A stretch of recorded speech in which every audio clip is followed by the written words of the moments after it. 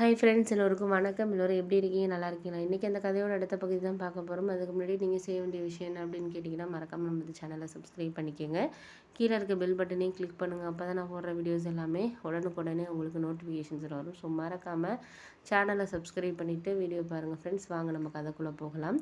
அதுக்கப்புறம் ஒரு 2-3 நாளைக்கு அப்புறம் நாங்கள் ஃபோன் பண்ணி கேட்டதுக்கப்புறம் அவரோட பையனோட அப்பா என்ன சொன்னார்னா, இது மாதிரி நாள் நல்லா இல்லை 2 நாளைக்கு. நான் ஒரு 2 நாள் கழித்து நான் உங்களுக்கு ஃபோன் பண்ணுறேன். காலையிலே நான் ஃபோன் பண்ணுறேன். நீங்கள் அதுக்கேற்ற மாதிரி லீவ் போட்டு இருங்க. நம்ம போயிட்டு அவங்களுக்கு கோயிலில் என்ன பண்ணணும், நாள் மண்டபம் இதுக்கெல்லாம் சொல்லிட்டு வந்துடலாம் அப்படிங்கிற மாதிரி சொன்னார். சரி, ஓகே, அதுவும் நல்லது தான். நம்ம ஏன்னா இப்போ லீவ் முடியாதுங்கிறதுனால நான் அவர் சொன்னதை ஓகேன்னு சொல்லிட்டு அதுக்கப்புறம் அப்பா ஆஃபீஸ் போக ஆரம்பிச்சிட்டாரு. ஒரு 2-3 நாளைக்கு அப்புறம் பையனோட அப்பா வந்தார்.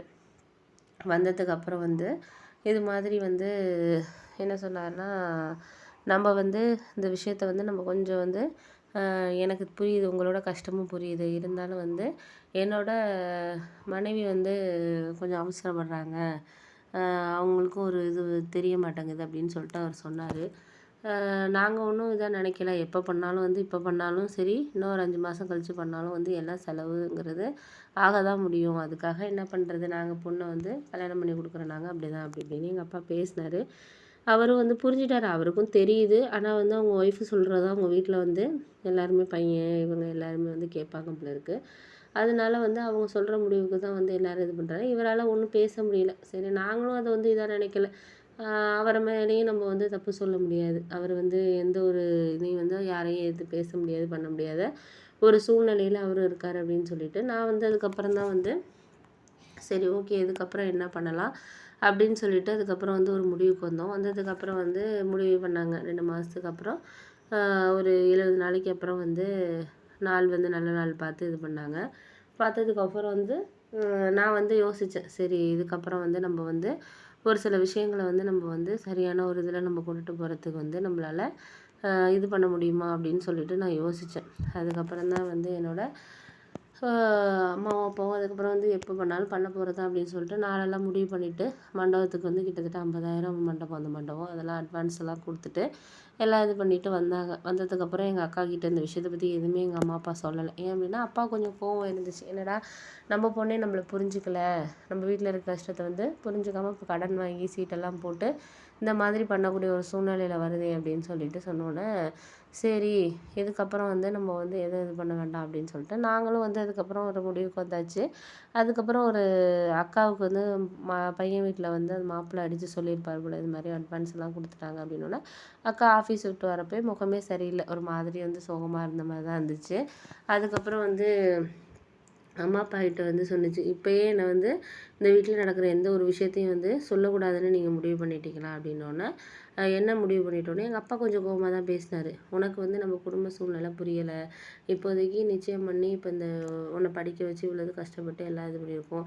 அதுக்கு முன்னாடியே அவங்க சொல்கிற அதுக்கு முன்னாடியே அதுக்கு முன்னாடியே நீ வீட்டில் சொல்கிறத கேட்டுக்கிட்டு இந்த மாதிரி நீ இது பண்ணனா என்ன பண்ணுறது அப்படின்னோடனே, சரி சரி, நீங்கள் ஒன்றும் கவலைப்படாதீங்க, எதாக இருந்தாலும் நம்ம இந்த விஷயத்த எங்கள் அம்மா அதுக்கப்புறம் சொன்னாங்க, நீங்கள் இப்போ எதுக்கு பேசுகிறீங்க, எல்லாம் செய்கிறது செஞ்சுட்டோம், நீங்கள் எதுக்கு இப்போ தேவையில்லாமல் அவன் மனசை கஷ்டப்படுத்திட்டு இருக்கீங்க, அவளுக்கு இப்போ புரியாது நம்மளோட கஷ்டம், போனதுக்கப்புறம் தான் யார் யார் எப்படி என்னங்கிறது அவளுக்கு புரியும். இப்போதைக்கு அந்த பையன் நல்லா பேசுகிறாரு பண்ணுறாருன்னு சொல்லிட்டு அவள் எல்லா விஷயத்துலேயும் ரொம்ப இது பண்ணிட்டு போயிட்டு இருக்கா.